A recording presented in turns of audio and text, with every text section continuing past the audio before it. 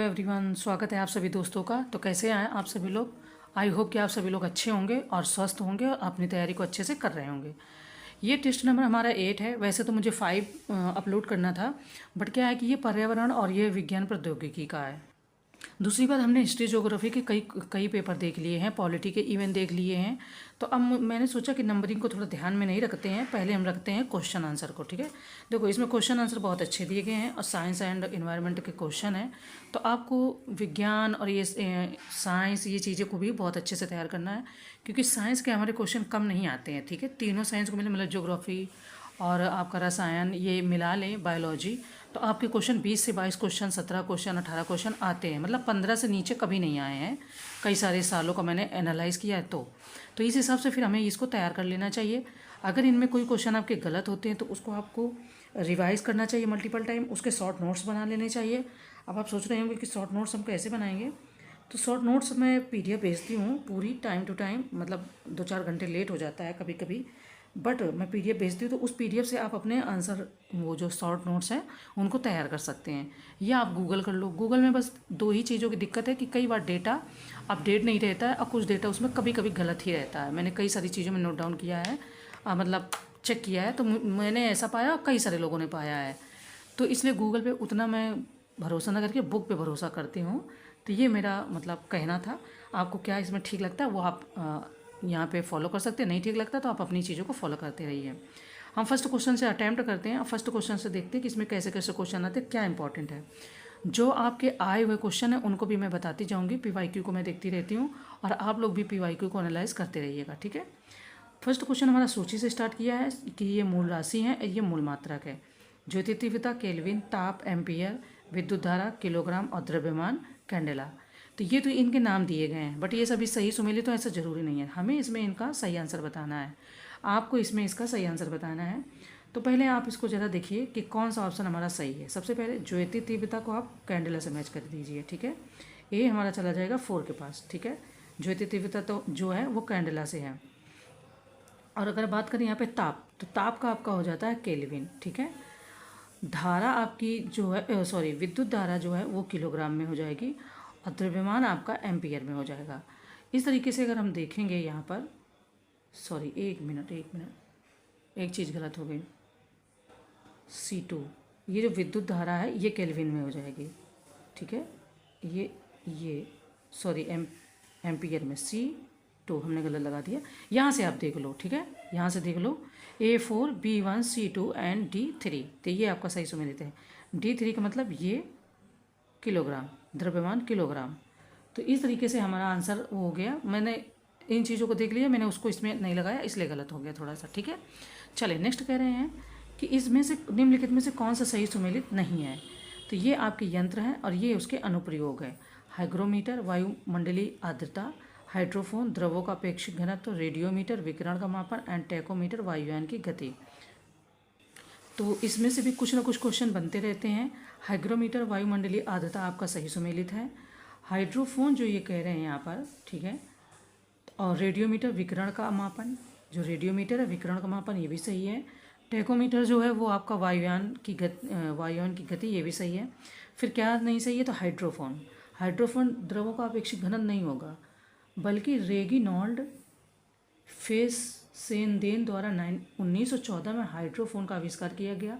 Hydrophone एक microphone है जिसे पानी के नीचे ध्वनि रिकॉर्ड करने के लिए प्रयोग किया जाता है। तो बी ऑप्शन है जो गलत सुमेलित है। द्रवों का अपेक्षित घनत्व नहीं होगा, बल्कि पानी के नीचे ध्वनि को मापने के लिए किया जाता है। ओके, नेक्स्ट क्वेश्चन है हमारा कि 25 सेंटीग्रेड पर ध्वनि की चाल सर्वाधिक होगी, समुद्री जल, आसवन जल, मेथेनॉल या एथेनॉल। 25 सेंटीग्रेड पर ध्वनि की चाल पूछ रहे हैं। ठीक है, ध्वनि की चाल उस माध्यम के प्रकार और गुणों पर निर्भर करती है जिसमें वो यात्रा करती है। ध्वनि की चाल माध्यम के तापमान और दबाव पर निर्भर करती है। किसी भी माध्यम में यदि तापमान बढ़ता है तो ध्वनि की गति भी बढ़ जाती है। समुद्री जल में ध्वनि की जो गति होती है वो 1531 ms होती है। तो क्या हो जाएगा, ए ऑप्शन सही हो जाएगा। समुद्री जल सर्वाधिक होगी, तो समुद्री जल में सर्वाधिक होगी ध्वनि की जो क्या नाम है, चाल है। ठीक है, सूची का क्वेश्चन दे दिया। सूची फर्स्ट में विटामिन है, सूची सेकंड में इनके रासायनिक नाम है। ये खूब आता है क्वेश्चन। ठीक है, इसको कभी भी हल्के में मत लेना। ये क्वेश्चन अब एज इट इज़ तो नहीं आएगा, बट ये आता है, खूब पूछा जाता है, तो आपको यहाँ पर ध्यान रखना है और इन चीज़ों को पहले मिलान करना है, ठीक है। B3 जो होता है हमारा नियासिन हो जाएगा, B3 आपका यहाँ पर नियासिन हो जाएगा। अब B3 यहाँ पर देखो एक ही ऑप्शन में दिया गया है, ठीक है, सेकंड में बी, पहले मिलान कर लेते हैं फिर देखते हैं, ठीक है। B1 जो हो जाएगा वो पायराडॉक्सिन हो जाएगा और B3 नियासिन। B6 की बात करेंगे तो ये देखो, ठीक है। B7 की बात करेंगे तो ये आपका बायोटिन हो जाएगा और B6 आपके यहाँ पर बच रहा है तो ये हो जाएगा आपका थियामिन, ठीक है। एक सेकेंड, कहीं भी अगर मिस्टेक होती है तो हम तुरंत अपनी बुक से चेक कर लेते हैं। B1 जो है वो आपका थियामिन हो जाएगा, B1 थियामिन, ये पायराडॉक्सिन नहीं होगा, ये गलत हो गया है। ये B4 B1 थियामिन और आपका B6 आपको बताती हूँ, B1 कर लो, B2 कर लो, B6 और B7, ठीक है। B1 कहीं भी है थियामिन हो जाएगा, सिंपल, ठीक है। हो सकता है मेरे समझने में दिक्कत हो रही हो। अगर B1 आता है तो थियामिन हो गया, अगर आपका B3 B2 नहीं B3 है, ठीक है, कोई दिक्कत नहीं, B3 है, B3 नियासिन होता है सिंपली। B6 कभी भी आता है, कहीं पर भी आता है तो पायरिडॉक्सिन होता है, पायरिडॉक्सिन। और अगर B7 आता है तो ये आपका बायोटिन होता है, सिंपल। अब देखती हूँ मैं, नाम तो सारे दिए गए हैं, थियामिन, नियासिन, पायरिडॉक्सिन और बायोटिन, ठीक है। सिंपली इसका ए ऑप्शन यहाँ पर सही हो जाएगा। आगे बढ़ते हैं। नेक्स्ट क्वेश्चन है कि मोलस्का संघ के जीवों व कवचों का अध्ययन किया जाता है, मैमोलॉजी, मैलकोलॉजी, नियोटेनोलॉजी या एंटोमोलॉजी, ठीक है। मोलस्का संघ के जीवों का जो अध्ययन किया जाता है तो वो आपका मैलकोलॉजी के अंतर्गत किया जाता है। आगे बढ़ते हैं। प्रोकैरियोटिक कोशिका में कोशिका का आकार छोटा होता है, केंद्रक उपस्थित होता है, एक से अधिक गुणसूत्र होते हैं या कोशिका विभाजन मुकुलन द्वारा होता है।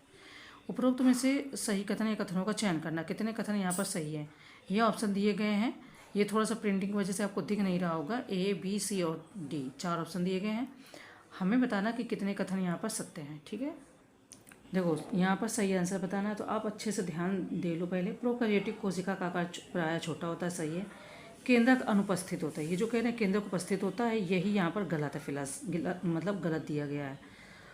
और एक से अधिक गुणसूत्र होते हैं, तो देखो केंद्रक तो अनुपस्थित होता है, इसमें केवल एक गुणसूत्र होता है, तो थर्ड ऑप्शन भी गलत हो गया, ठीक है।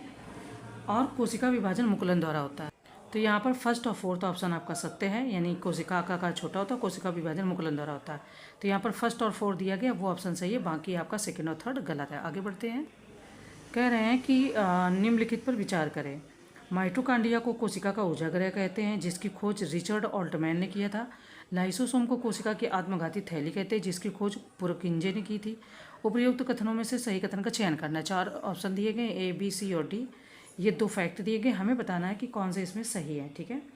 लाइसोसोम की खोज क्रिश्चियन रेने डे डुवे ने की थी, किसने, तो ये जो ऑल्टमैन दिया गया है ये आपका गलत हो जाएगा, ओके। और सही कथनों का चयन करना है।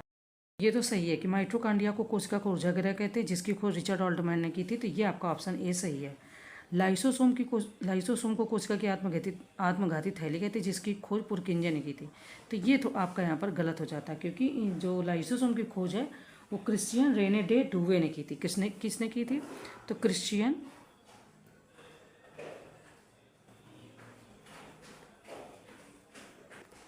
इन्होंने की थी, क्रिश्चियन, ये क्या बना, क्रिश्चियन रेने डे डुवे ने की थी। तो सेकंड आपका गलत हो गया, सेकंड गलत हो गया, ये गलत हो गया, ये गलत हो गया, ये गलत हो गया, ए ऑप्शन आपका यहाँ पर सही हो गया, ठीक है। ए ऑप्शन केवल सही है, सेकंड गलत है। आगे बढ़ते हैं। फिलहाल यहाँ पर सूची का क्वेश्चन दे दिया है, ये संक्रामक रोग है, ये जीवाणु है। देखो मैं आपको जीवाणु के बारे में एक चीज़ बता देती हूँ, जो आपको कोई भी प्रकार के जीवाणु के क्वेश्चन आएंगे तो आप फंसोगे नहीं। चलो मैं अभी इसकी शॉर्ट ट्रिक्स आपके साथ शेयर करूँगी, तो आपको जीवाणु से कोई भी क्वेश्चन फंसेगा नहीं, प्रॉब्लम नहीं होगी। हैजा की बात करें तो विब्रियो कोलेरा होता है आपका, ठीक है। हैजा जब सुनते हैं विब्रियो कोलेरा हो गया, या कॉलेरा बोलते हैं ना, हम गांव की भाषा में कालरा हो गया, कोलेरा हो गया, इस तरीके से, ठीक है। गनोरिया, सिफिलिस और काली खांसी। अब आप थोड़ा सा इसको देखो, काली खांसी हीमोफिलिस, ठीक है, हीमोफिलिस पर्ट्यूसिस, ये आपका बी सेकेंड हो गया। ए थर्ड। देखो यहाँ पर अब इन्होंने बहुत अच्छा ये ऐसा मैच किया है कि जल्दी एस्पायरेंट जो भी है स्टूडेंट तुरंत में आंसर नहीं निकाल सकता, क्योंकि A3 उन्होंने सारे में ही दे दिया। अब आपको अगर इधर भी पता होगा तो ही आप आंसर निकाल सकते हो, वरना फंस जाओगे। सिफिलिस की अगर बात करें, ट्रिपोनिमा पैलिडिमस बोलते हैं इसको, ट्रिपोनिमा पैलिडम, ठीक है, ट्रिपोमा पैलिडम। तो D1, अब D1 भी 3 जगह दिया, A3 भी 3 जगह दिया। अब अगर ये भी पता होगा तो ही निकाल पाओगे, तो B2 सही है। और गोनोरिया जो है आपका ये नोसेरिया गोनोरिया, ठीक है, तो C4, तो यानी कि A ऑप्शन फिर आपका सही हो जाता है। लेकिन इसको ऐसा मैच किया है कि कहते नहीं कि एक मिल रहा हो तो उससे आंसर निकल आएगा, तो नहीं निकलेगा। आगे बढ़ते हैं। हम लोगों ने फर्स्ट नंबर से क्वेश्चन को देखा है, तो आप फर्स्ट नंबर से इंग्लिश ट्रांसलेशन भी देखते चलो। आंसर मैं इसका हिंदी में बता ही देती हूँ, तो हिंदी से ही अपना यहाँ पर टिक कर लेना, बाकी आपको क्वेश्चन सारे इंग्लिश में मिल जाएंगे, ठीक है। इसलिए मैं इसको बाद में दिखाती भी हूँ कि कितने क्वेश्चन हमने अटैम्प्ट कर लिए और कितने क्वेश्चन आपको यहाँ पर देखने हैं, ठीक है। तो जो भी एस्पायरेंट है वो जोड़ के इनको देख लो। आगे बढ़ते हैं। नेक्स्ट क्वेश्चन है कि निम्नलिखित युग्मों में कौन सा एक सही सुमेलित नहीं है। अब यहाँ पर सही सुमेलित नहीं है, विटामिन है और ये कमी के प्रभाव है। मतलब अभी इनको ये विटामिन नहीं है अगर बॉडी में, तो आपको प्रॉब्लम हो सकती है, प्रभाव हो सकते हैं। वैसे मैं विटामिन डी से मैं खुद जूझ रही हूँ, मुझे बहुत पैरों में दर्द होता है, नींद आती है, तो मैं ये चीज़ों को महसूस करती हूँ। अब प्रॉब्लम तो हो ही जाती है, बहुत सारे लोगों को हो जाती हैं। विटामिन ऐसे पदार्थ हैं जिनको हमारे शरीर में सामान्य रूप से विकसित होने और कार्य करने के लिए आवश्यकता होती है। टोकोफेरॉल की कमी से आपका प्रजनन क्षीणता होती है। टोकोफेरॉल मेरे को आइडिया है, तो उससे प्रजनन क्षीणता होती है, ठीक है। अगर साथ ही इसकी कमी से आँखों का लाल होना और कई सारी समस्याएं हो जाती हैं। अगर बात करें इसमें सही सुमेलित नहीं है, तो जो ये इन्होंने सी दिया है, ठीक है, सी राइबोफ्लेविन प्रजनन की क्षमता, तो ये सी में राइबोफ्लेविन नहीं होगा, बल्कि टोकोफेरॉल की कमी से प्रजनन क्षमता की कमी हो जाती है, ठीक है। नेक्स्ट है यहाँ पर कि मस्तिष्क के किस भाग के द्वारा प्यास, थकान, नींद आना और भूख लगना आदि के नियंत्रण का काम होता है। मतलब माइंड ही तो हमारा हमें सिग्नल देता है कि अब हमें प्यास लगी, अब हमें खाना खा लेना चाहिए, अब हमें अच्छा थोड़ा सा आराम कर लेना चाहिए। देखो इसमें ये तीनों बहुत इंपॉर्टेंट हैं। ये जो तीनों ऑप्शन है आपको कंफ्यूज कर सकते हैं, थैलेमस, हाइपोथैलेमस और अनुमस्तिष्क। मैंने इन दोनों को एक बार पढ़ा था, तो मैंने इसी को टिक कर दिया। क्वेश्चन तो हालांकि गलत हो गया, पर सीखने को बहुत सारी चीज़ें मिली, ठीक है। कई बार आप अनुमस्तिष्क भी टिक कर देते हैं, तो जब आप इसका डिटेल में पढ़ लोगे तो आपको आइडिया हो जाएगा। फिलहाल अग्र मस्तिष्क मानव मस्तिष्क का सबसे महत्वपूर्ण भाग है, और अग्र मस्तिष्क, प्रमस्तिष्क, थैलेमस तथा हाइपोथैलेमस से मिलकर बना होता है। अब मिलकर बना होता है तो आपको क्लियर नहीं हो पाता कि कौन सा होगा। हाइपोथैलेमस मस्तिष्क का ऐसा भाग है जो कि थैलेमस के नीचे होता है तथा हाइपोथैलेमस हमारी भावनाओं, प्यास लगना, थकान होना, नींद आना, पसीना आना, शरीर का तापमान, भूख लगना, पेट भरना आदि को नियंत्रित करने का काम करता है या नियंत्रण करता है। तो क्या हो जाएगा, हाइपोथैलेमस यहाँ पर आपका सबसे अच्छा आंसर हो जाएगा, इसका सही आंसर, ठीक है। और बहुत अच्छा क्वेश्चन है और ये एक दो बार आया भी है। नेक्स्ट है मेलाटोनिन जैविक आवर्तन और नींद के नियमन के कार्य में मदद करती है, जो स्रावित होती है पीनियल ग्रंथि से, पीयूष ग्रंथि से, अधिवृक्क ग्रंथि से या पैराथायराइड ग्रंथि से, ठीक है। जो मेलाटोनिन हार्मोन हमारे बॉडी में रिलीज़ होता है, माइंड में रिलीज़ होता है, जो कि बहुत ज़्यादा मोबाइल देखने से नहीं रिलीज़ होता है, तो नींद की प्रॉब्लम आ जाती है बहुत सारे लोगों को। तो वो कहाँ से स्रावित होता है, उसको स्रावित करने में एक ग्रंथि मदद करती है। वो कौन सी है, तो वो आपकी है पीनियल ग्रंथि। अच्छा, अब इसकी डिटेल चीज़ें दी गई हैं, आपको केवल पीनियल लग रही होगी कि पीनियल क्यों, पीयूष क्यों नहीं, या अधिवृक्क क्यों नहीं, तो उसको आप यहाँ पर डिटेल में पढ़ लेना। नेक्स्ट क्वेश्चन है कि सरल आवर्त गति करने वाला कण जब अपनी गति के अंतिम बिंदुओं से गुजरता है तब डैश उसका त्वरण शून्य होता है, वेग शून्य होता है, स्थितिज ऊर्जा शून्य होती है या गतिज ऊर्जा अधिकतम होती है। ये हमें यहाँ पर बताना है। देखो थोड़ा सा समझ लो, सरल आवर्त गति उस गति को कहते हैं जिसमें वस्तु जिस बल के अंतर्गत गति करती है उसकी दिशा सदा विस्थापन के विपरीत एवं परिमाण विस्थापन के समानुपाती होता है। सरल आवर्त गति करने वाला कण जब अपनी गति के अंतिम बिंदु से गुजरता है तो उसका त्वरण अधिकतम होता है और वेग शून्य होता है, स्थितिज ऊर्जा अधिकतम होती है, गतिज ऊर्जा शून्य होती है। अब इसमें कम से कम 5 से 7 क्वेश्चन के लिए इन्होंने डिटेल में चीज़ें दे दी हैं। आंसर की यहाँ पर क्या बात हो जाएगी, तो बी ऑप्शन हो जाएगी, फर्स्ट, थर्ड और फोर्थ, ठीक है। ये यहाँ पर दिया कि उपरोक्त में से गलत कथनों का चयन करें। तो जो गलत हैं वो आपके कौन है, फर्स्ट, थर्ड और फोर्थ, ठीक है। फर्स्ट, थर्ड और फोर्थ, यानी वेग शून्य हो जाता है। इन्होंने कहा कि स्थितिज ऊर्जा शून्य हो जाती है। स्थितिज नहीं होगी, गतिज ऊर्जा। अब गतिज ऊर्जा को इन्होंने गलत दे दिया कि गतिज ऊर्जा अधिकतम होगी, गतिज ऊर्जा शून्य हो जाएगी, स्थितिज ऊर्जा रहेगी। तो इसीलिए ये आपको समझना चाहिए, और एक बार आप वहाँ PDF से पढ़ लोगे तो चीज़ें क्लियर हो जाएंगी। फिलहाल क्वेश्चन है सूची का। सूची फर्स्ट को सूची सेकंड में सुमेलित करना। ये सतत विकास लक्ष्य है और ये उद्देश्य है। ये बहुत इंपॉर्टेंट है, बहुत इंपॉर्टेंट, और ये खूब पूछे जाते हैं। लक्ष्य 6 की बात करोगे, लक्ष्य नंबर 6 तो साफ पानी और स्वच्छता। ठीक है, साफ पानी और स्वच्छता। अब A3 यहाँ पर मिलान में आ रहा, तो इन्होंने यहाँ पर भी 3 ऑप्शन दे दिए, A3। अब आपको और भी पता होना चाहिए, तब आप निकाल पाओगे। लक्ष्य 7 सस्ती और स्वच्छ ऊर्जा। ठीक है, लक्ष्य 7 जो है वो सस्ती और स्वच्छ ऊर्जा, A3B1। A3B1। अब एक ही ऑप्शन में दिया है और B ऑप्शन हमारा यहाँ पर सही हो जाएगा। बट देख लो C4 लक्ष्य 15। ठीक है, तो ये आपका जलवायु परिवर्तन सही है, और आपका यहाँ पर जो है ये इसका नहीं, ये C4 और D2 भूमि पर जीवन। तो इस तरीके से चीज़ें सही हो जाएंगी।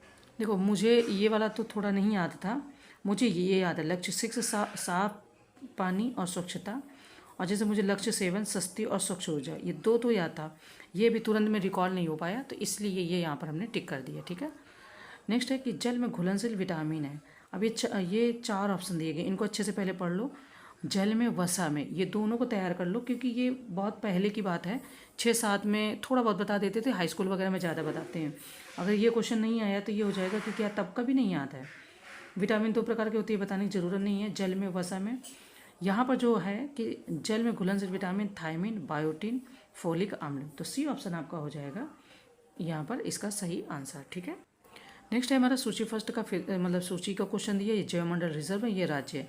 शेषाचलम, पंचमढ़ी, नोकरेक, सिमलीपाल। सबसे पहले देख लो, पंचमढ़ी जो आपका पड़ेगा वो MP में पड़ेगा। ठीक है, B1 में यहाँ पर 2 ऑप्शन दिए गए, कोई दिक्कत नहीं। सिमलीपाल की जो बात करेंगे, तो जो सिमलीपाल आपका कहाँ पड़ेगा, तो सिमलीपाल हमारा ओडिशा में रहता है। कहाँ पर है ये जय रिजर्व? D3, B1, B1 और D3 इसमें भी है, लेकिन यहाँ पर B1 नहीं है, तो B ऑप्शन हमारा यहाँ पर सही हो जाएगा, जो कि सही है। शेषाचलम आपका सिंपल है, मतलब कि कोई दिक्कत नहीं है, ये आप यहाँ भी टिक कर सकते हैं आराम से, याद है मुझे। ये पंचमढ़ी ये सब तो याद है, तो दिक्कत नहीं है। और ये नोकरेक आपका मेघालय में। आगे बढ़ते हैं। फिलहाल हमने 9 नंबर से क्वेश्चन को देखा है, ये विटामिन से रिलेटेड देख लो, 10, 11, 12। ठीक है, इधर आप देख लो 13। अभी हमने गोल का तैयार कर लेना। अगर कुछ गोल भी याद है तो आप फिर, हो सकता है क्वेश्चन ऐसा है कि आप निकाल ले जाओ। आगे बढ़ते हैं। फिलहाल कह रहे हैं क्वेश्चन में हमारे कि राष्ट्रीय बाघ संरक्षण, ठीक है, निम्नलिखित कथनों पर विचार करें। राष्ट्रीय बाघ संरक्षण प्राधिकरण की सिफारिश पर राज्य सरकार किसी क्षेत्र को बाघ अभ्यारण्य या टाइगर रिजर्व के रूप में अधिसूचित कर सकती है। सबसे बड़ा बाघ अभ्यारण्य नागार्जुनम या नागार्जुन सागर श्रीशैलम है। सबसे छोटा बाघ अभ्यारण्य ओरांग टाइगर रिजर्व है। सर्वाधिक बाघ घनत्व वाला अभ्यारण्य कंचनजंगा राष्ट्रीय उद्यान है। उपरोक्त में से कितने कथन सत्य हैं? ठीक है, हम 16 नंबर क्वेश्चन देख रहे हैं, तो कितने कथन सत्य हैं? तो केवल 3। अब अच्छा, केवल 3 में कौन से? 1, 2, 3, 2, 3, 4, 3, 4, ऐसे कौन से सही है? देखो, राष्ट्रीय बाघ संरक्षण प्राधिकरण की सिफारिश पर राज्य सरकार किसी क्षेत्र को बाघ अभ्यारण्य टाइगर रिजर्व के रूप में अधिसूचित कर सकती है, यानी कि फर्स्ट ऑप्शन सत्य है। सबसे बड़ा बाघ अभ्यारण्य नागार्जुन सागर श्रीशैलम है। सबसे छोटा अभ्यारण्य जो है वो ओरांग टाइगर है। काजीरंगा मुख्य रूप से एक सींग गैंडे वाले के लिए प्रसिद्ध है। मुझे भी ये वाला तो आइडिया है कि कंचन जो काजीरंगा है वो एक सींग उसे गैंडे के लिए प्रसिद्ध है। तो कितने ऑप्शन सही हो जाएंगे? C, केवल 3। ठीक है, नेक्स्ट क्वेश्चन कह रहा है सूची का ही दिया गया टाइगर रिजर्व, ये राज्य अभी हमने एक देखा ही है। देखो, बोर, पलामू, कमलांग, अमरबाद। ठीक है, बोर आपका महाराष्ट्र में पड़ता है, और ये जो पलामू है ये आपका झारखंड में पड़ता है। ये तो बहुत अच्छे से क्लियर है। A3B4, A3B4, A3 तो यहाँ है, लेकिन B4 इसी में है। अब मे बी कि D हो सकता है या तो A हो सकता है। यहाँ पर देखो, ये जो कोड दिया है A3B4 इसमें भी है, A3B4 इसमें भी है, यानी कि अब आपको थोड़ा सा और भी पता होना चाहिए। अमरबाद और कमलांग कहाँ पड़ते हैं, है ना? तो जो C है कमलांग, ये अरुणाचल प्रदेश में पड़ता है, और अमरबाद आपका तेलंगाना में, ठीक है। कहाँ पर? तेलंगाना में। तो फिर ए ऑप्शन हमारा यहाँ पर सही निकाला था। ओके, नेक्स्ट हमारा कह रहे हैं कि निम्नलिखित में से कौन सा से सही युग्म सुमेलित नहीं है, कौन से युग्म में सही सुमेलित नहीं है। ये राष्ट्रीय उद्यान और ये राज्य या केंद्र शासित प्रदेश, बेतला राष्ट्रीय उद्यान झारखंड, इतनकी राष्ट्रीय उद्यान मेघालय, काजीनाग राष्ट्रीय उद्यान लद्दाख, बनेरघट्टा राष्ट्रीय उद्यान कर्नाटक। हमें बताना है कि इसमें से कौन सा सही सुमेलित नहीं है, ठीक है, यानी कितने सही सुमेलित है कितने नहीं सुमेलित है। बेतला राष्ट्रीय उद्यान आपका झारखंड में पड़ता है। कहाँ पर? बेतला जो है वो झारखंड में, यानी ए तो सही है, ए सही है तो ये भी सही हो सकता है। अब देखो ये 4 ऑप्शन दिए हैं, ये भी सही हो सकता है और ये भी सही हो सकता है, कोई दिक्कत नहीं है। बनेरघट्टा राष्ट्रीय उद्यान की बात कर रहे हैं, ये कर्नाटक में, तो यानी ए और 4 तो आपका कन्फर्म कि सही है। काजीनाग राष्ट्रीय उद्यान आपका जम्मू कश्मीर में पड़ता है, ये केवल लद्दाख में नहीं होता है, नहीं पड़ता है, J&K में भी पड़ता है, जम्मू एंड कश्मीर में। और इतनकी जो है वो आपका नागालैंड में है, ना कि मेघालय में, ठीक है। कहाँ है? तो ये आपका नागालैंड में है। तो अब क्या हुआ? तो आंसर आपका बी यहाँ पर क्लियर दिख रहा है कि वही सही है ना। आपको पता चल गया कि फर्स्ट सही है और फोर्थ सही है, ये दोनों सही नहीं थे, इनकी जगह मैंने बता दी, लोकेशन। आगे बढ़ेंगे। कह रहे हैं कि निम्नलिखित संयोजनों में से किस एक का विद्युत खर्च जो है 1 यूनिट होगा। 4 ऑप्शन दिए गए, इनको पहले पढ़ लो कि जब 50 वाट का बिजली का बल्ब 10 घंटे जलता हो, जब 500 वाट का बिजली का बल्ब 10 घंटे जलता हो, मतलब ये ऐसे तरीके से दिया गया है। आपको बताना है कि किस में होगा। तो 1 यूनिट विद्युत ऊर्जा की वह मात्रा जो किसी परिपथ में टी घंटे में 6 होती है, मतलब उस तरीके से दिया है। 100 वाट का बल्ब का बिजली का बल्ब 10 घंटे जलता हो, 100 वाट का, 100 वाट का 1 घंटे नहीं, गलत। 500 वाट का गलत, 50 वाट का गलत। 100 वाट का बल्ब जो है बिजली का बल्ब 10 घंटे चलेगा, तब आपकी 1 यूनिट खर्च होगी। फिलहाल विद्युत चुम्बकीय प्रेरणा पर आधारित युक्ति है बैटरी, विद्युत मोटर, डायनमो या बी एंड सी। कौन सी है? तो आपका हो जाएगा कि D, B and C. B and C का मतलब डायनमो और विद्युत मोटर, ठीक है। नेक्स्ट है कि नाभिकीय रिएक्टर में मंदक का प्रयोग किया जाता है प्रोटॉन की गति को कम करने के लिए, न्यूट्रॉनों की गति को कम करने, इलेक्ट्रॉनों की गति कम करने, या उपरोक्त सभी के लिए। मंदक का प्रयोग किस लिए किया जाता है? तो नाभिकीय रिएक्टर में जो मंदक का प्रयोग किया जाता है वो न्यूट्रॉनों की गति को कम करने के लिए किया जाता है, ठीक है। बी ऑप्शन हमारा यहाँ पर सही हो जाएगा। कह रहे हैं क्रायोजेनिक ताप से आशय उस ताप से है जो, अब ये 4 ऑप्शन दिए गए कि 150 डिग्री सेंटीग्रेड से कम, 250 डिग्री सेंटीग्रेड से कम, या -150 डिग्री सेंटीग्रेड से कम, या -273 डिग्री सेंटीग्रेड से कम। मतलब क्रायोजेनिक ताप से आशय क्या है, कौन सा ताप होगा? तो बहुत कम ताप, आपका -150 डिग्री सेंटीग्रेड से कम, ठीक है। कह रहे हैं कि इकोकार्डियोग्राफी ईसीजी क्रिया में किस तरंग का प्रयोग किया जाता है। 4 तरंग के नाम दिए गए हैं। ईसीजी का नाम खूब सुना होगा आप सबने कहीं ना कहीं। तो अगर बात करें तो 20,000 हर्ट्ज या 20 के हर्ट्ज से अधिक आवृत्ति की ध्वनियों को पराश्रव ध्वनि या पराध्वनि कहते हैं, और जो किया जाता है वो पराश्रव तरंगें होती हैं, ठीक है। 23 का बी ऑप्शन सही है। बौद्धिक संपदा का तात्पर्य दिमाग की रचनाओं से है, जैसे आविष्कार, साहित्य और कलात्मक कार्य, औद्योगिक डिजाइन और भौगोलिक संकेतक बौद्धिक संपदा अधिकार के प्रकार है। तो अब ये पूछ रहे कि निम्न में से कौन से कथन या कथनों का सही चयन करना है, कौन से सही है। तो ये बात सत्य है, सी ऑप्शन हमारा सही हो जाएगा। हम लोगों ने फिलहाल 16 नंबर क्वेश्चन से सॉल्व किया है, तो आप इसमें देख लो अच्छे से, फिर आगे बढ़ेंगे। 17 हो गया, 18 हो गया, ठीक है, 19 हो गया, 20 हो गया, 21, 22, 23 है ना, 24। चले आगे बढ़ते हैं।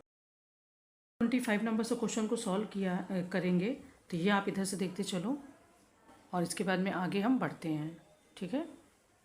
तो ये आपका 28 हो गया यहाँ तक, और इसके बाद में ये आपका 29, 30, 31 एंड 32। ये बड़ा क्वेश्चन है, तो इसको थोड़ा सा रोक के वीडियो को पॉज करके देखना, तभी ये समझ में आएगा, क्योंकि असर्शन रीजनिंग का क्वेश्चन है। तो आगे बढ़ते हैं। देखो कह रहे हैं कि एडीज इजिप्टी मच्छर मुख्य रूप से निम्नलिखित में से कौन सी बीमारी फैलाता है। डेंगू और चिकनगुनिया, जीका बुखार, मलेरिया और जापानी इंसेफ्लाइटिस, एंड मायारो और पीले बुखार। तो ये 4 ऑप्शन दिए गए, कूट हमें हमारा बनाया गया, first, second, third, first, second और फोर्थ, या उपरोक्त सभी। तो सारे में मैं कूट नहीं पढ़ती हूँ, बट इसको अच्छे से देख लेना। देखो ये क्वेश्चन आपका बहुत इंपॉर्टेंट है और बहुत रिपीटेड क्वेश्चन है। तो एडीज इजिप्टी मच्छर जो है वो क्या क्या रोग फैलाता है वो ध्यान रखना। एडीज इजिप्टी मच्छर जो है वो आपका येलो फीवर मच्छर है, यह एक येलो फीवर मच्छर है, और यह है जो कि डेंगू बुखार, चिकनगुनिया, जीका बुखार, मायारो और पीले बुखार के वायरस और अन्य रोग एजेंटों को फैला सकता है। ठीक है, कितनी चीज़ों को फैला सकता है? तो आपका फर्स्ट डेंगू बुखार और चिकनगुनिया, जीका बुखार और मायारो और पीले बुखार, यानी ये 4 के लिए, जैसे ये 2 हो गई ना, ये मायारो पीला बुखार 2 हो गया, डेंगू और चिकनगुनिया 2 हो गया, जीका बुखार लगभग 4-5 बीमारियों को फैलाने का जिम्मेदार होता है। तो इसको याद रखना, क्योंकि ये नहीं देंगे डेंगू बुखार, जुखार, ये चिकनगुनिया, ये दे देंगे मायारो पीले बुखार। आपको लगेगा कि इसमें ये एडीज मच्छर कहाँ काम करता है, और आप वहीं पर कन्फ्यूज हो जाएंगे, तो आपका गलत हो जाएगा क्वेश्चन। ठीक है, मेरे कहने का मतलब केवल इतना है। नेक्स्ट है कि निम्नलिखित कथनों पर विचार करना है। ग्राफीन नैनो फिल्म त्रिविमीय नैनो पदार्थ है। फुलेरीन एक विमीय नैनो पदार्थ है, साइंस की टर्म है। तो उपरोक्त में से पूछ रहे कि सही कथन या कथनों का चयन करना। ये हमारे 4 ऑप्शन दिए गए हैं, हमें बताना कि क्या सही है। फिलहाल तो आपका फर्स्ट और सेकंड दोनों ही गलत है। ठीक है, क्यों? क्योंकि नैनो एक संरचना, उपकरण या प्रणाली जो नैनो स्केल पर परमाणुओं और अणुओं में बदलाव करके निर्मित, उत्पादित या उपयोग की जाती है। ग्राफीन जो है वो नैनो फिल्म द्विविमीय 2D नैनो पदार्थ है। फुलेरीन शून्य विमीय पदार्थ है, क्योंकि इसके तीनों विमाओं का आकार एक नैनो स्केल से छोटा होता है। तो यहाँ पर ये दोनों चीज़ें आपकी, मतलब दोनों कथन गलत हो गए। आगे बढ़ते हैं। नेक्स्ट क्वेश्चन है कि निम्नलिखित कथनों पर विचार करें। प्रत्येक वर्ष 2 फरवरी को विश्व आर्द्र भूमि दिवस मनाया जाता है। सेकेंड, भारत में कुल 75 रामसर स्थल है। थर्ड, तमिलनाडु में रामसर स्थलों की संख्या 14 है। इसके पश्चात उत्तर प्रदेश में 10 रामसर स्थल हैं। फोर्थ है, नवाबगंज, पार्वती अर्गा और यशवंत सागर उत्तर प्रदेश के प्रमुख रामसर स्थल है। तो उपरोक्त में से कितने कथन गलत है? देखो, जब ये क्वेश्चन प्रिंट किया गया होगा तो ये फरवरी का कह रहे हैं, तो ये आपका मतलब 3-4 महीने 5 महीने पहले तो प्रिंट किया गया होगा। तब भारत में 75 रामसर स्थल थे। इस समय 82 हो गए बढ़कर। ठीक है, इसमें आपके लगभग 82 जो है, तो इसमें लगभग आपके 7 जो कि ऐड हो गए हैं, है ना भाई। 75, 5, 80 तो 82 है ना, तो लगभग 8 आपके ऐड हो गए, या 7। ठीक है, 7 ऐड हो गए। तमिलनाडु रामसर स्थलों की संख्या सबसे ज़्यादा है, तो सही है आपका। यहाँ पर केवल यही वाला गलत होना चाहिए, लेकिन क्योंकि क्वेश्चन को इन्होंने पहले प्रिंट किया तो उस हिसाब से ये आंसर बता रहे हैं। प्रत्येक वर्ष 2 फरवरी को विश्व आर्द्र भूमि दिवस मनाया जाता है, करेक्ट है आपका। ठीक है, तमिलनाडु में रामसर स्थलों की संख्या, ये भी करेक्ट है। नवाबगंज, पार्वती अर्का और यशवंत सागर उत्तर प्रदेश के प्रमुख रामसर स्थल हैं। तो यहाँ पर देखो, ये थोड़ा सा ध्यान रखना, कौन कहाँ पर स्थित है। उत्तर प्रदेश में ऊपरी गंगा नदी जो है आपका ब्रज घाट, गढ़मुक्तेश्वर से नरौरा तक, सांडी पक्षी अभ्यारण्य, हरदोई समसपुर पक्षी अभ्यारण्य, रायबरेली नवाबगंज पक्षी अभ्यारण्य, उन्नाव समस पक्षी अभ्यारण्य, मैनपुरी पार्वती अर्का पक्षी अभ्यारण्य, गोंडा सरसई नावर झील, इटावा सूर सरोवर, आगरा बखीरा वन्यजीव अभ्यारण्य है, और संत कबीर नगर हैदरपुर वेटलैंड है, बिजनौर और मुजफ्फरनगर में रामसर स्थल घोषित हैं। यशवंत सागर जो है ये मध्य प्रदेश में। ठीक है, तो ये यशवंत सागर जो है ये केवल आपका गलत है, तो फोर्थ ऑप्शन आपका गलत हो गया। इन्होंने कहा केवल 3 इन्होंने माना है, फर्स्ट, सेकेंड और थर्ड को। लेकिन बस याद रखना कि जब क्वेश्चन बना था तब 75 थे, इस समय 82 हैं। 82 में कौन कौन से हैं, तो वो आप नोट डाउन कर लेना, या फिर मैं अभी अपने नोट्स से आपको शेयर कर दूंगी कि कौन कौन से इसमें शामिल है। याद है, बिहार में शामिल किए गए हैं और भी भारत में बड़े हैं, लेकिन ये जो पेपर बना उसके हिसाब से ये आंसर बता रहे हैं। ठीक है, तो मैंने आपको कन्फ्यूज ना हो इसलिए दोनों चीज़ें बता दी हैं। नेक्स्ट है, निम्नलिखित कथनों पर विचार करें। जलवायु परिवर्तन पर संयुक्त राष्ट्र फ्रेमवर्क अभिसमय वर्ष 1992 में हस्ताक्षरित एक वैश्विक समझौता है जो वर्ष 1994 में प्रभावी हुआ। जलवायु परिवर्तन पर कह रहे हैं। ठीक है, इसका सचिवालय जेनेवा स्विट्जरलैंड में स्थित है। तो उपरोक्त में से सही कथनों का चयन करना, हमें बताना है। जलवायु परिवर्तन पर संयुक्त राष्ट्र फ्रेमवर्क अभिसमय जो है वो वर्ष 1992 में हस्ताक्षरित एक वैश्विक समझौता वर्ष 1994 में प्रभावी हुआ। क्योंकि जैसे समझौते क्या है, 1 या 2 साल पहले बनते हैं, पर लागू वो 1-2 साल बाद भी होते हैं कई बार, और कई बार तुरंत ही हो जाते हैं। सचिवालय इन्होंने जो बोल दिया है कि जिनेवा स्विट्जरलैंड में है, ये आपका यहाँ पर गलत है, क्योंकि इसका सचिवालय जो है वो बॉन जर्मनी में स्थित है। क्या है? बॉन जर्मनी में।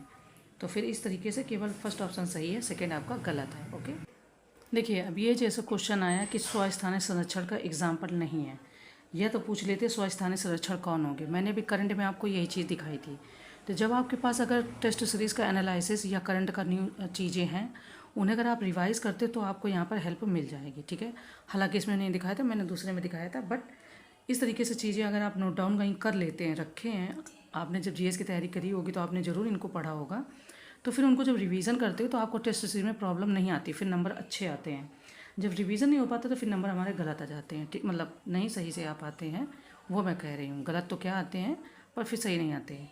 यहाँ पर नहीं है पवित्र उपवन स्वस्थाने और बा स्थाने दो होते हैं। स्वस्थाने में आपका आएगा, इन्होंने स्वस्थाने का संरक्षण का उदाहरण नहीं है ये पूछ रहे हैं। हालांकि पवित्र उपवन आपका रहेगा। समुद्र संरक्षित ये भी आपका रहेगा। और आपका जो नहीं रहेगा वो आपका यहाँ पर कह रहे हैं बी, सेकेंड और फोर, ठीक है। ये चिड़ियाघर जो है वो आपका स्वस्थानीय संरक्षण का नहीं है, और जंतु विज्ञान भी आपका। तो हमें आंसर क्या मिल गया, बी ऑप्शन। हमें यहाँ पर दो चीज़ें पता चल गई, स्वस्थानीय का उदाहरण है स्वस्थानीय संरक्षण का और नहीं है, दोनों पता चल गए। लेकिन डिटेल में चीज़ें आपको आंसर शीट में दी हैं या आपके पास जीएस की कॉपी में हैं, तो वहाँ से आप इनको रिवाइज कर लीजिएगा, ठीक है। नेक्स्ट फिलहाल क्वेश्चन कह रहे हैं कि ऊर्जा का पिरामिड हमेशा उल्टा और लंबवत होगा। पोषी स्तर पर ऊर्जा के प्रवाह को दर्शाता है। ऊर्जा न्यूनतम पोषी स्तर पर न्यूनतम होती है। प्रत्येक पोषी स्तर पर ऊर्जा का क्रमिक ह्रास होता है। तो उपरोक्त में से कितने कथन सत्य हैं ये हमें बताना है। पहली बात तो जो कह रहे हैं कौन कौन से सत्य हैं, तो पोषी स्तर पर ऊर्जा के प्रवाह को दर्शाता है एंड प्रत्येक पोषी स्तर पर ऊर्जा का क्रमिक ह्रास होता है। तो कौन कौन से सही है ऊर्जा पिरामिड के बारे में, तो सी ऑप्शन हमारा यहाँ पर सही है। नेक्स्ट क्वेश्चन है कि नीचे दो कथन दिए गए जिनमें से एक को अभिकथन ए और दूसरे को कारण आर कहा गया है। अभिकथन ये है, जो प्लांकटन का बायोमास फाइटोप्लांकटन की तुलना में कम होता है। कारण आर, जलीय पारिस्थितिक तंत्र में बायोमास का पिरामिड उल्टा होता है। ये जो दोनों कथन और कारण कह रहे हैं क्या ये दोनों सत्य हैं क्या, ये देखना है हमें और बताना है आपको आंसर। अभिकथन ए गलत है जबकि कारण आर सत्य है। जलीय पारिस्थितिकी तंत्र में बायोमास का पिरामिड उल्टा होता है। जो प्लांकटन जो है वो शाकाहारी का बायोमास, जो प्लांकटन का जो बायोमास है वो शाकाहारी, ठीक है, शाकाहारी का बायोमास फाइटोप्लांकटन उत्पादकों की जलीय पारिस्थितिकी तंत्र में बायोमास का पिरामिड उल्टा होता है की तुलना में अधिक है। छोटी मछली प्राथमिक उपभोक्ता का बायोमास जो प्लांकटन की तुलना में अधिक है, और बड़ी मछलियों यानी द्वितीयक उपभोक्ताओं में छोटी मछलियों की तुलना में अधिक बायोमास है। तो डी ऑप्शन यहाँ पर कह रहे हैं कि ए तो गलत है मगर आर सत्य है। एक बार तो मैंने पढ़ के बताया, पर जो प्लांकटन फाइटोप्लांकटन में थोड़ा सा आपको समझने में टाइम लगेगा, क्योंकि ये क्वेश्चन ऐसे है कि बहुत जल्दी नहीं समझ में आते, साइंस के क्वेश्चन है, तो आपको थोड़ा सा यहाँ पर पेशेंस बना के खुद पढ़ना होगा। नेक्स्ट है कि निम्न में से किस कण पर शून्य आवेश होता है। ये चार ऑप्शन दिए गए, इलेक्ट्रॉन, पॉजिट्रॉन जो भी हैं, तो इस पर किस पे होता है, तो न्यूट्रिनो एक उप परमाणु कण है जो एक इलेक्ट्रॉन के समान होता है, तो क्या हो जाएगा न्यूट्रिनो। आगे बढ़ते हैं, हमें बताना है क्वेश्चन कि निम्नलिखित में से कौन सा भौतिक परिवर्तन का उदाहरण है। जल का वाष्प में परिवर्तन होना, पानी में चीनी का घुलना, विद्युत बल्ब का चमकना, या उपरोक्त सभी। भौतिक परिवर्तन, ठीक है, फिजिक्स वाली बात हो रही है, ठीक है। तो कौन कौन से हैं जो फिजिकल चेंजमेंट क्या है, तो भौतिक परिवर्तन से ऐसे उस परिवर्तन से जिसमें कारक को हटा देने पर आपका भौतिक प्रक्रिया में भाग लेने वाला पदार्थ पुनः अपनी पूर्ववर्ती अवस्था में आ जाता है। भौतिक प्रक्रिया अस्थायी एवं उत्क्रमणीय होती है। उदाहरण के लिए जल का वाष्प में परिवर्तन, पानी में चीनी का घुलना और विद्युत बल्ब का चमकना। तो यहाँ पर तो ये तीनों चीज़ें ही दे दी हैं, तीनों चीज़ें दे दी थी, मतलब डी ऑप्शन हमारा सत्य हो जाएगा, यानी कि तीनों ही ऑप्शन ए बी सी ये तीनों भौतिक परिवर्तन का एग्जाम्पल हैं। नेक्स्ट कह रहे हैं सूची का क्वेश्चन है, हमें बताना सूची फर्स्ट को सेकंड से सुमेलित करके कि यह आविष्कार है और ये वैज्ञानिक है। प्रसारी विश्व, मेघनाथ शाह, तापीय आयनन, एडविन हब्बल, क्वांटम सांख्यिकी, रोएंटजन, या एक्स किरणें, सत्येंद्रनाथ बोस। अब हमें मिलान करके बताना है फिलहाल कि क्या ऑप्शन सही होगा। प्रसारी विश्व की बात करें या हम तापीय की, तो देखो प्रसारी विश्व एडविन हब्बल हो जाएंगे, कौन हो जाएंगे, एडविन हब्बल। इसके बाद में तापीय आयनन मेघनाथ शाह, क्वांटम सांख्यिकी सत्येंद्रनाथ बोस, और एक्स किरणें रोएंटजन, ठीक है, एक्स किरणें रोएंटजन। फिर कौन सा आंसर सही हो जाएगा, तो ए ऑप्शन हमारे यहाँ पर निकल के आ रहा, ए second, B1, C4 and D3 last में तो आ रहा, लेकिन यहाँ पर B1 जो है वो यहाँ पर बी की जगह 4 दे दिया, तो गलत हो गया है ना। नेक्स्ट क्वेश्चन है कि जो क्वेश्चन निम्नलिखित में से कौन एक प्रकाश की तीव्रता मापने का उपकरण है। पायर हीलियोमीटर, लेक्समीटर, लेक्टोमीटर और लिसीमीटर। लेक्टोमीटर तो आपका मिल्क से संबंधित है, तो ये आपका गलत हो जाएगा। लेक्समीटर तो सौर विकिरण का मापन, लेक्टोमीटर दूध की गुणवत्ता का मापन, और लेक्समीटर प्रकाश की तीव्रता का मापन, और पायर हीलियोमीटर जो हो जाएगा वो सौर विकिरण का मापन हो जाएगा। कौन हो जाएगा? सौर। प्रकाश की तीव्रता मापने की पूछ रहे हैं, तो लक्स मीटर जो है प्रकाश की तीव्रता हो जाएगा, ठीक है। अपायर, पाइर, हीलियोमीटर, तो इससे क्या करते हैं? तो सौर विकिरण का मापन करते हैं। ओके। क्वेश्चन है कि किसी व्यक्ति का भार भूमध्य रेखा पर अधिकतम होगा, पृथ्वी की सतह पर सब जगह एक समान होगा, ध्रुवों पर अधिकतम होगा या ध्रुवों पर न्यूनतम होगा। ये भी क्वेश्चन कई बार फंसाता है। गुरुत्वीय त्वरण का मान भूमध्य रेखा पर सबसे कम है। भूमध्य रेखा जैसे ये अपनी पृथ्वी का ग्लोब है, बीचों बीच में, ठीक है, बीचों बीच में हो जाएगा। ध्रुव इधर ऊपर को हो जाएंगे पोलर रीजन पे, और नॉर्मल तो हम लोग तो इधर हैं ही बीच में। तो वही कह रहे, गुरुत्वीय त्वरण का मान भूमध्य रेखा पर सबसे कम एवं ध्रुवों पर सबसे अधिक है, यानी इधर साइड में ज़्यादा है, और ये बीचों बीच में जहाँ से लाइन गुजरती है आपकी ये 0 डिग्री, वहाँ पर ज़्यादा है, कह रहे हैं सबसे अधिक होता है। अतः किसी व्यक्ति का जो भार हो जाएगा वो ध्रुवों पर अधिकतम होता है, ठीक है। किसी व्यक्ति का भार तो ध्रुवों पर अधिकतम होता है और भूमध्य रेखा पर कम। भूमध्य रेखा पर अधिकतम नहीं होगा, ये गलत है, भूमध्य रेखा पर कम हो जाता है। आगे बढ़ते कह रहे हैं, एक सामान्य मानवीय आंख निम्नलिखित में से किस तरंग दैर्ध्य के प्रकाश को स्पष्ट रूप से देख सकती है? ये चीज़ें दी गई हैं, 4 फैक्ट दिए गए, हमें बताना कौन सा सही है। देखो, जो दृश्य प्रकाश होता है ना, दृश्य प्रकाश विद्युत चुम्बकीय विकिरण का वह भाग है जो मानव आंख द्वारा देखा जा सकता है। तो आपका 390 से 780 nm के बीच में कितना हो जाएगा? 390 से 780 nm के बीच में। नेक्स्ट करें कि ट्रिगिंग हाइड्रो बम निम्नलिखित में से किसे नाम दिया जाता है? वृहत हिमालय की कृत्रिम झील है, वृहत हिमालय में स्थित बड़े बांध, लघु जल विद्युत, तो कूट दिया गया और हमें बताना है। ट्रिगिंग हाइड्रो बम मतलब कभी भी कुछ भी हो सकता है, इस तरीके की संशय या इस तरीके की टेंशन बनी रहती है ना, ये उसको कह रहे हैं। तो वृहत हिमालय की कृत्रिम झीलें तथा वृहत हिमालय में अवस्थित जो बड़े बांध हैं वो ट्रिक टिक करते हुए जल बम की तरह अति भूकंप संवेदनशील क्षेत्र जैसे हिमालय के संदर्भ में लिया जाता है। आप देखते ही रहते हो ना कितनी चीज़ें होती रहती हैं। तो आपका फर्स्ट और सेकंड दोनों भी ऑप्शन यहाँ पर फिलहाल सही हो जाएंगे, क्योंकि वहाँ पर क्या है, एज अभी हिमालय की कम है और स्थायी बिल्कुल नहीं है, पहाड़ है वहाँ पर, ऊपर नीचे चीज़ें हैं, तो उस तरीके से यहाँ पर ट्रिकिंग बम इनको बोलते हैं। और कितनी सारी वहाँ पर प्रॉब्लम होती रहती है, आप कहीं ना कहीं सुनते रहते हो। नेक्स्ट है, पर्यावरण में पारिस्थितिकी की क्रियाशीलता कुछ नियमों पर आधारित होती। इन नियमों के प्रतिपादक कौन थे? बैरी कोमोनोर, लोडोनो हैरिस, सोनिया जॉनसन या रेचिल कार्सन, ठीक है। हमें बताना कि किसके इन नियमों के प्रतिपादक कौन थे। नाम मैंने बता दिया, नाम वहाँ पे भी डिटेल में दिया गया है। तो प्रथम नियम, द्वितीय नियम करके दिया गया पहले, तो आंसर आपका जो हो जाएगा, पर्यावरण परिस्थितिकी की क्रियाशीलता के मुख्यतः 4 नियम है। इनका प्रतिपादन अमेरिकी बायोलॉजिस्ट और पर्यावरणविद बैरी कोमनोर ने किया था। तो ये फर्स्ट ऑप्शन हो जाएगा बैरी। देखो मैं यहाँ लिख देती हूँ, वहाँ पे क्लियर नहीं दिख रहा है, बैरी कोमनोर, ठीक है, बैरी कोमनोर, ये ऑप्शन सही है। आगे बढ़ेंगे, कह रहे हैं कि निम्न में से फूल रहित पौधा है, फर्न, कटहल, गूलर या ऑर्किड। फूल रहित पौधा पूछ रहे हैं, तो फर्न एक समैनी पौधा है और यह है पौधे जो कि है बीज रहित होते हैं, तो क्या हो जाएगा? फर्न आपका फूल रहित भी पौधा है। नेक्स्ट है, निम्नलिखित में तो कौन सी एक धातु पर्यावरण हितैषी स्वरूप होने के कारण हरी धातु कही जाती है? टंगस्टन, एल्यूमिनियम, पारा और लोहा। ये क्वेश्चन भी खूब पूछा जाता है। ग्रीन स्वर्ण हरी धातु किसे कहते हैं, ये जरूर पूछ लेते हैं। एल्यूमिनियम जो है वो आपका पर्यावरण हितैषी है, ठीक है, मतलब कम प्रॉब्लम पहुंचाती है पर्यावरण को, वही इनके कहने मतलब है। नेक्स्ट हमारा सूची का क्वेश्चन है, ये प्रजातियां हैं और ये उसके एग्जाम्पल है। कीस्टोन, फ्लैगशिप, अम्ब्रेला और संकेतक, बहुत इंपॉर्टेंट है और ये बहुत पूछी जाती है। यूपीएससी इसको बहुत अच्छे से पूछता है, मतलब बड़े बड़े उसके फैक्ट देके पूछता है। कीस्टोन आपकी मधुमक्खी यहाँ पर कह रहे हैं, ठीक है, कीस्टोन जो हो जाएगी वो मधुमक्खी हो जाएंगी। ए3 अब 2 जगह दिया है तो पहले आपको और निकालना होगा। फ्लैगशिप की बात करेंगे तो विशाल पांडा जो है ये फ्लैगशिप के अंतर्गत आता है और ये आपका यूपीएससी में पूछा गया है। अम्ब्रेला की बात करेंगे, अम्ब्रेला में जो मतलब है तो ये आपका कह रहे हैं बाघ, और संकेतक के रूप में कह रहे हैं क्रेफिश, ठीक है, क्या हो जाएगा? क्रेफिश।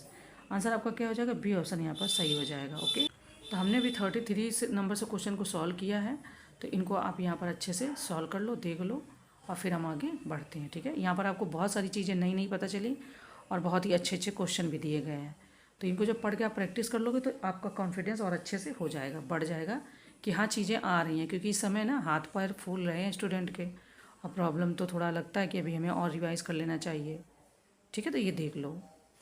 चलो नेक्स्ट क्वेश्चन कह रहे हैं कि निम्नलिखित में से कौन सा से भूमंडलीय तापन का प्रभाव नहीं है?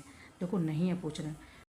43 नंबर क्वेश्चन देख रहे थे कि निम्नलिखित में से कौन सा से भूमंडलीय तापन का प्रभाव नहीं है। ये 5 ऑप्शन दिए गए थे। प्रवालभित्तियों का निर्माण, सुनामी की तीव्रता में वृद्धि, खास सुरक्षा पर खतरा, समुद्री जल बढ़ने से प्लंकवन के उत्पादन में वृद्धि। मतलब भूमंडलीय तापन जो होगा उससे इनमें से कौन सा प्रभाव नहीं पड़ेगा। ठीक है, तो बहुत अच्छे से बहुत ध्यान से इसको बताना है। तो आपने ये सारे ऑप्शन पढ़ लिए, आप अच्छे से पहले पढ़ लो ऑप्शन को।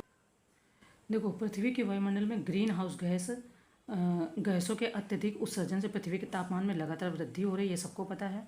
वृद्धि को भूमंडलीय तापन भी कहते हैं। भूमंडलीय तापन के कारण बहुत से बड़े जलवायु परिवर्तन होते हैं, जिनके प्रभाव स्वरूप या प्रभाव के रूप में मौसम में बदलाव, अत्यधिक गर्मी, अत्यधिक सर्दी, तापमान में वृद्धि, भयंकर तूफान, चक्रवात, बाढ़, सूखा, ग्लेशियरों को पिघलना, सुनामी की तीव्रता में वृद्धि और इसके साथ में ही खास सुरक्षा पर खतरा आदि हो सकते हैं। जो नहीं होगा वो हो जाएगा समुद्री जल स्तर बढ़ने से प्लांकवन के उत्पादन में वृद्धि। एंड सेकेंड, प्रवालभित्तियों का निर्माण। ये सेकेंड सी ऑप्शन हमारा सही है कि ये इसके प्रभाव के कारण नहीं होंगे, बाकी फर्स्ट थर्ड फोर आपका होगा। ठीक है, आगे बढ़े। नेक्स्ट क्वेश्चन है कि सूची का क्वेश्चन दे दिया है। सूची फर्स्ट को सूची सेकंड से सुमेलित करना है। ये कण है और ये उसके खोजकर्ता, न्यूट्रॉन, मेसॉन, पॉजिट्रॉन और न्यूट्रिनो। ये आते रहते हैं क्वेश्चन। और आपको पता है कि न्यूट्रॉन की खोज किसने? James Chadwick. कोई अगर याद आए ना आए, कम से कम न्यूट्रॉन का जेम्स चैडविक तो याद ही आ जाना चाहिए। ठीक है, मेसॉन आपका युकावा हो जाएंगे। मेसॉन की जो खोज की है, वो जो खोज करता है वो कौन है? युकावा। तो A second and B four, A second B four. अब यहाँ पर ए सेकेंड तो सब में दिया है, बी फोर आपका 2 में दिया है, यानी कि अभी आपको और पता होगा तभी जाके आप निकाल पाओगे इसका आंसर, वो तो गलत हो जाएगा। न्यूट्रिनो की खोज पॉली साहब ने की थी। ठीक है, किसने? पॉली साहब ने। तो D3।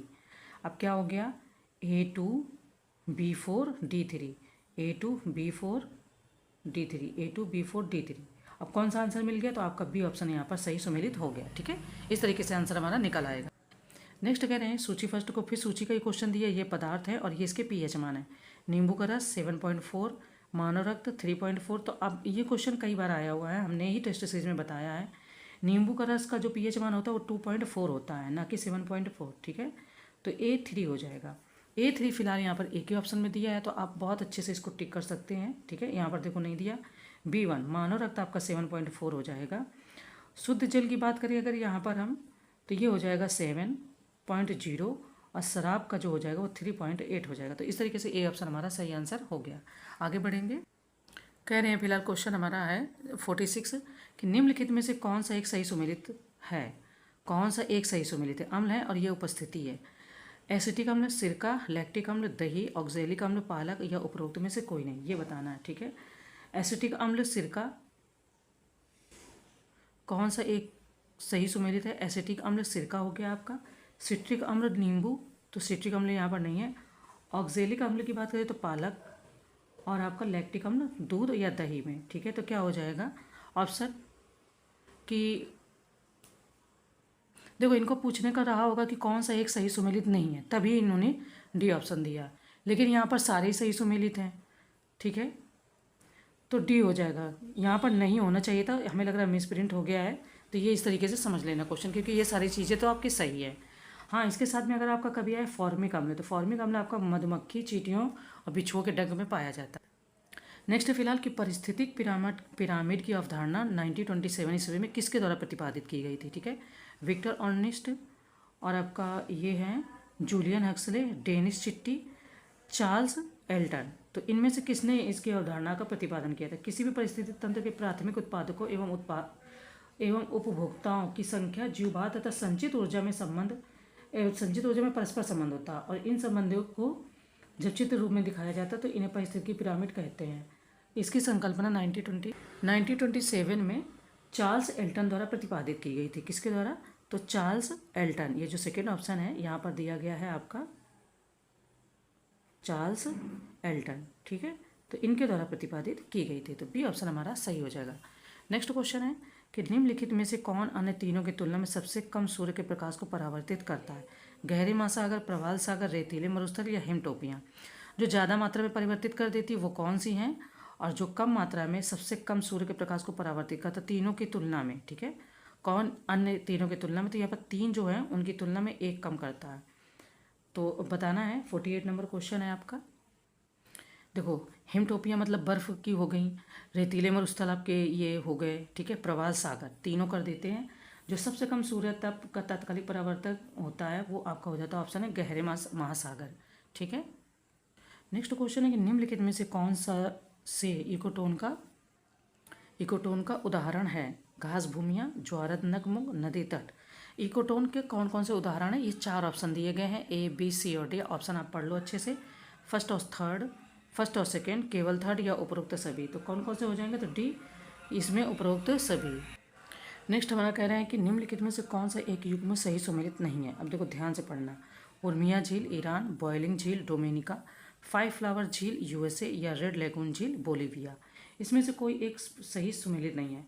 5 फ्लावर झील जो है ये आपकी चीन के सिचुआन में है स्थित है, ना कि यूएसए के। ठीक है, तो इसलिए ये वाला ऑप्शन आपका यहाँ पर गलत है। याद रहे कि 5 फिगर झील जो होगी वो यूएसए में हो जाएगी। 5 फिगर झील, 5 फ्लावर झील चीन के सिचुआन में, सिचुआन, ठीक है, एक प्रांत का नाम है सिचुआन, तो वो चीन के सिचुआन में है, जबकि 5 फिगर झील आपकी यूएसए में स्थित है। तो इस तरीके से सी ऑप्शन हमारा सही हो जाएगा। देखो हमने 43 से क्वेश्चन को देखना शुरू किया था, तो आप 43 से इनको देख लो, इसके बाद में हम आगे बढ़ेंगे। तो ये इंग्लिश ट्रांसलेशन है हमारे क्वेश्चन टेस्ट पेपर के। ठीक है, ये रहा आपका 46, 47, 48 और 49 एंड ये हो गया आपका 50। ठीक है, इसको मैंने बताया 5 फ्लावर झील आपका यूएसए जो ये लिखा ये गलत हो जाएगा, ये चीन के सिचुआन प्रांत में स्थित है। 5 फिगर झील आपकी यूएसए में है। ठीक है, दोनों में डिफरेंस समझ में आ गया। आगे बढ़ेंगे। नेक्स्ट है कि निम्नलिखित कथनों पर विचार कीजिए। सोनार का प्रयोग महासागर में डूबी हुई वस्तु की स्थिति जानने के लिए किया जाता है। सोनार में उच्च आवृत्ति के अपश्रव्य तरंगों का प्रयोग किया जाता है। तो निम्नलिखित में से कौन सा से कथन सत्य है? हमें बताना है यहाँ पर कि कौन कौन से सत्य है। सोनार जिसका पूरा नाम साउंड नेविगेशन एंड रैंगिंग का प्रयोग जो ये चालक होते हैं, नौ चालक यानी पानी में द्वारा महासागरों में डूबी वस्तु की स्थिति जानने के लिए किया जाता है। इसमें उच्च आवृत्ति की पराश्रव्य तरंगें होती हैं। उच्च आवृत्ति की अपश्रव्य नहीं होगी, पराश्रव्य तरंगें हो जाएंगी। तो ये ऑप्शन आपका फिर इस तरीके से गलत हो जाएगा। ठीक है, पराश्रव्य तरंगों का प्रयोग होता है, ना कि श्रव्य, तो ये गलत हो गया। ये ऑप्शन हमारा यहाँ पर सही हो जाएगा।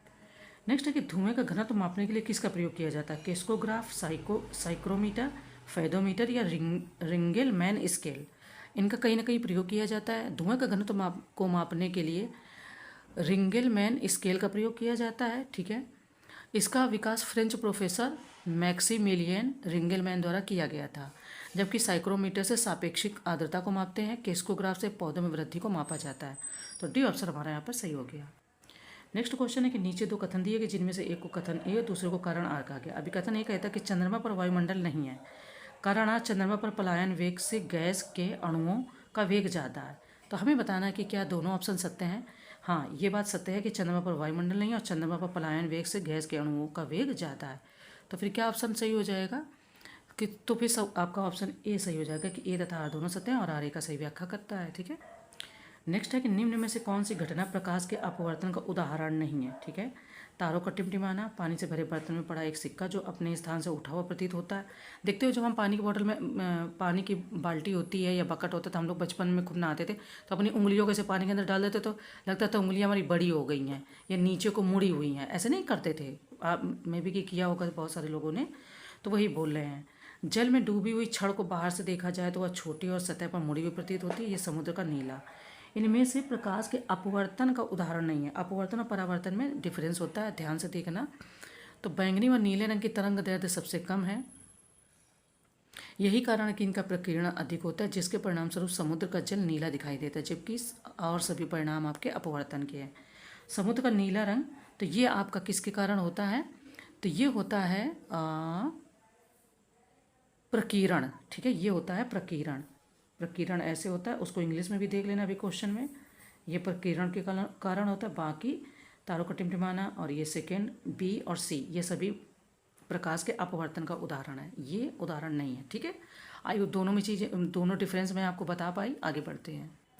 नेक्स्ट क्वेश्चन है कि मलेरिया रोग के बारे में निम्न कथनों पर विचार कीजिए। यह एक वायरस जनित रोग है। इसका वाहक मादा यानी फ्लीज मच्छर है। R21 मैट्रिक्स एम मलेरिया की दूसरी वैक्सीन है, जिसे WHO ने हाल ही में अपनी मंजूरी दी। देखो अब ये बहुत इंपॉर्टेंट हो गया क्वेश्चन। ठीक है, क्योंकि ये करंट से भी रिलेटेड है। इस वैक्सीन को ब्रिटेन के ऑक्सफोर्ड यूनिवर्सिटी द्वारा विकसित किया गया है। पहली बात तो ये जो ऑप्शन दिए गए ये पढ़ लो, और ये जो चारों फैक्ट बताए गए ये कितने इंपॉर्टेंट है ये बहुत ध्यान से देखो। ठीक है, यह एक वायरस जनित मच्छर है, तो मलेरिया एक प्रोटोजोआ जनित मच्छर वो मतलब रोग है। तो ए ऑप्शन हो जाएगा गलत, ए गलत, तो ये गलत, ये गलत और ये गलत, सी ऑप्शन सही हो गया। बाकी ये तीनों बहुत इंपॉर्टेंट है, इसको बहुत अच्छे से देख लो, इसको भी यहाँ पर नोट डाउन कर लेना कि यह एक प्रोटोजोआ जनित मच्छर है या रोग है, ठीक है। और देखो करंट से है तो बहुत इंपॉर्टेंट है। आगे बढ़ेंगे। नेक्स्ट है कि भारतीय अंतरिक्ष अनुसंधान संगठन अपना दूसरा लॉन्च पोर्ट कहाँ स्थापित कर रहा है, ठीक है। कोल्लम में, बंगलुरु में, चेन्नई में या कुलशेखर पुट्टिनम में, ठीक है। 4 ऑप्शन दिए गए हैं, बताना है। तो भारतीय अंतरिक्ष अनुसंधान संगठन यानी कि इसरो तमिलनाडु के थूथुकुड़ी जिले के कुलशेखर पट्टिनम में अपना दूसरा जो स्पेस पोर्ट है वो स्थापित कर रहा है, जिसे केंद्र सरकार द्वारा मंजूरी दे दी गई है। तो डी ऑप्शन आपका यहाँ पर हो जाएगा, ठीक है। ये कहाँ पर है, तो ये तमिलनाडु के थूथुकुड़ी जो एक ज़िला है वहाँ पर, ठीक है। केवल जगह ही ना नाम याद रखो, क्या पता जिला भी पूछ ले।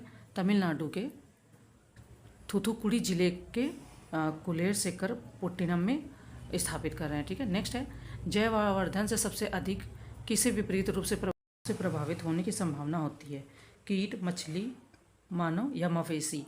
जैव आवर्धन की बात हो रही है और कौन प्रभावित होता है, तो जैव आवर्धन की जो प्रक्रिया है, जैव आवर्धन की प्रक्रिया द्वारा प्रदूषकों का संकेंद्रण आहार श्रृंखला के एक जीव से दूसरे जीव में होता है। चूंकि मानव एक सर्वाहारी प्राणी है जो सभी पोषण स्तर से भोजन प्राप्त करता है, तो अतः मानव विषैले पदार्थों के संचयन की संभावना सर्वाधिक होती है। तो कौन हो जाएगा, मानव, ठीक है। नेक्स्ट क्वेश्चन है हमारा कि निम्नलिखित में से कौन सा एक कालानुक्रम के अनुसार सबसे बाद में आया, जैव विविधता अधिनियम, वन्य जीव संरक्षण अधिनियम, प्रोजेक्ट हाथी या प्रोजेक्ट टाइगर। देखो अगर इनका थोड़ा सा याद होगा कि कौन कब आया, तो 1973 में आपका प्रोजेक्ट टाइगर आता है, 1973 में आपका प्रोजेक्ट टाइगर आता है। यहाँ पर जो सबसे लेट आता है, सबसे बाद में आता है, वो हमारा रहता है जैव विविधता अधिनियम, क्योंकि ये आपका 2002 में आता है, ठीक है। अगर कोई चीज़ नहीं याद आ रही है तो थोड़ा सा अगर ईयर पे दें। वन्य जीव संरक्षण अधिनियम बहुत सारे लोग सुनते रहते हैं, 1972, ठीक है। और 1973 में आपका प्रोजेक्ट टाइगर आता है। 1972, 1973 प्रोजेक्ट हाथी जो आता है वो आपका 1992 में आता है, 1992 में। तो ए आपका यहाँ पर सही इसका आंसर हो जाएगा। जो सबसे बाद में आता है वो आपका जैव विविधता अधिनियम आता है। आगे बढ़ेंगे। फिलहाल कह रहे हैं कि पर्यावरण से संबंधित निम्न सम्मेलनों में गरीबी मिटाने हेतु विश्व एकजुटता कोष की स्थापना किस सम्मेलन में की गई थी। ये 4 ऑप्शन दिए गए 59 नंबर क्वेश्चन में। हमें बताना है कि इसका सही आंसर क्या होगा। जोहान्सबर्ग सम्मेलन 2002 के प्रमुख मुद्दे जल व स्वच्छता, ऊर्जा, स्वास्थ्य, कृषि व जैव विविधता थी। गरीबी मिटाने हेतु विश्व एकजुटता कोष की स्थापना इस सम्मेलन में की गई थी। तो क्या हो जाएगा, बी हो जाएगा आपका जोहान्सबर्ग सम्मेलन 2002, ठीक है। अभी हम लोगों ने 51 नंबर से क्वेश्चन को सॉल्व किया है, तो ये आप यहाँ से देखते चलो। 51, 52, 53, ठीक है, 54, ये आपका हो गया यहाँ पर 55, 56, 57, 58 एंड 59। आगे बढ़ेंगे। फिलहाल देखिए क्वेश्चन है कि यदि कर्क रेखा को आधार माना जाए तो यह भारतीय जलवायु को किन 2 प्रमुख कटिबंधों में विभाजित करती है। ऐसे ही समीक्षा अधिकारी में क्वेश्चन आया था कि यहाँ की जलवायु ऐसी और यहाँ की जलवायु ऐसी है, ठीक है। जैसा कि हम जानते हैं जो अपना भारत है, ठीक है, ये आपका हो गया प्यारा भारत, ठीक है। समथिंग मतलब रफली मैं बना रही हूँ, बहुत अच्छे से याद नहीं है अभी।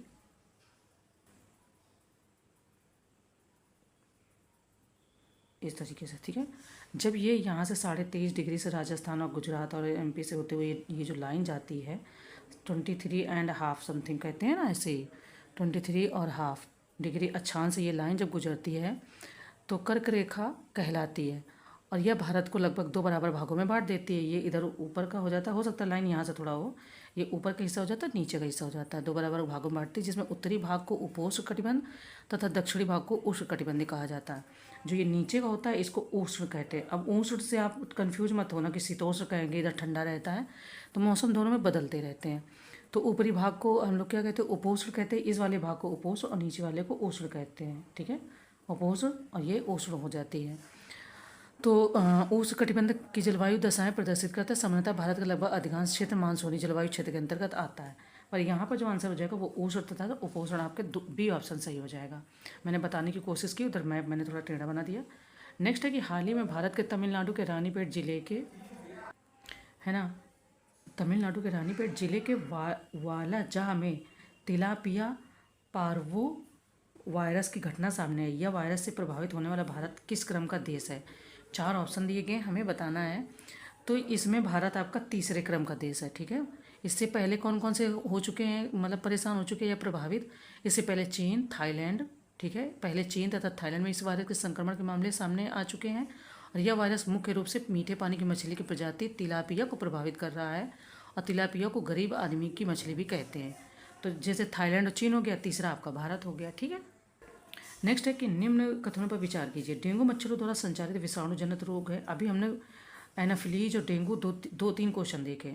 सेकंड, प्रत्येक नेत्र गुहा पीड़ा डेंगू का लक्षण होता है। त्वचा, पित्तिका, नाक से रक्तस्राव डेंगू के कुछ लक्षण हैं। डेंगू का वाहक एडीज एजिप्टी मच्छर है। अब उपरोक्त कथनों में से कौन सा सही है? अभी आपने 2 बार इनको देख लिया क्वेश्चन को, तो हमें बताना है कि यहाँ पर कितने कथन सत्य हैं। ये आपके ऑप्शन दिए गए हैं, हमें बताना कौन कौन से सत्य हैं। तो इसमें आपका फर्स्ट, सेकंड, थर्ड और फोर्थ यानी चारों ही ऑप्शन आपके सत्य हो जाएंगे, ठीक है। नेक्स्ट है, निम्नलिखित में से कौन सा सही सुमेलित नहीं है? यहाँ पर नहीं दिया है। पक्षी, ऑर्निथोलॉजी, वंशानुगत जेनेटिक्स, परजीवी, एंटोमोलॉजी, जीवाश्म, पीलियोबायोलॉजी। अब इसमें कौन सही सुमेलित नहीं है? पक्षियों का अध्ययन ऑर्निथोलॉजी में, वंशानुगत का अध्ययन जेनेटिक्स में, जीवाश्म का अध्ययन पेलियोबायोलॉजी में तथा एंटोमोलॉजी में कीटों का वैज्ञानिक अध्ययन किया जाता है, न कि परजीवी का। तो क्या हो जाएगा आपका? सी ऑप्शन यहाँ पर सही सुमेलित नहीं है, ठीक है। आगे बढ़ते हैं। क्वेश्चन है कि निम्नलिखित में से कौन सा सही सुमेलित नहीं है? अदरक, प्रकंद, अफीम, अफीम की डंठल, सन, तना एंड लौंग फल। फिलहाल इसमें कौन सा सही नहीं है? तो लौंग फल से नहीं बल्कि फूल की कली से बनती है, तो यही आपका यहाँ पर गलत सुमेलित है। क्वेश्चन है कि निम्न में से कौन से कथन सही है? गुणसूत्र की वंशानुगत का सिद्धांत वाल्टर सूटन तथा बोवेरी ने दिया। डीएनए की दीप कुंडली संरचना वाटसन एंड क्रिक ने प्रस्तुत किया। प्रयोगशाला में डीएनए का संश्लेषण फ्रेडरिक फैशन ने किया। हमारे शरीर में आनुवंशिकता की इकाई जीन है। तो अब ये कथन दिए गए हैं, 4 ऑप्शन दिए गए, हमें बताना है कि कौन कौन से इसमें से सही है। 4 ये दिए गए हैं फैक्ट, चारों को जांच के आपको बताना है। तो यहाँ पर कौन कौन से सही हैं? ऑप्शन फर्स्ट, सेकंड और फोर्थ। फर्स्ट सही है, सेकंड सही है और फोर्थ सही है। प्रयोगशाला में डीएनए का संश्लेषण फ्रेडरिक फैशन ने किया था, तो ये किसने किया था? ये आपको करना। देखो, प्रयोगशाला में सर्वप्रथम डीएनए का संश्लेषण डॉक्टर हरगोविंद खुराना ने किया था, ठीक है। फ्रेडरिक फैशन ये गलत हो जाएगा, डॉक्टर हरगोविंद खुराना जी ने किया था। क्वेश्चन रखते हैं, वैसे मैंने 70 सोचा था बट थोड़ा शोर होने लगा है, तो अभी हम 65 तक रखते हैं। नेक्स्ट पार्ट में इसका पूरा पेपर कंप्लीट कर लेंगे और अच्छे हैं, साइंस के क्वेश्चन है, प्लस इसमें देखते हैं कि करंट किस महीने का दिया गया है, तो उसको भी हम करा देंगे, ठीक है। थैंक यू सभी दोस्तों का।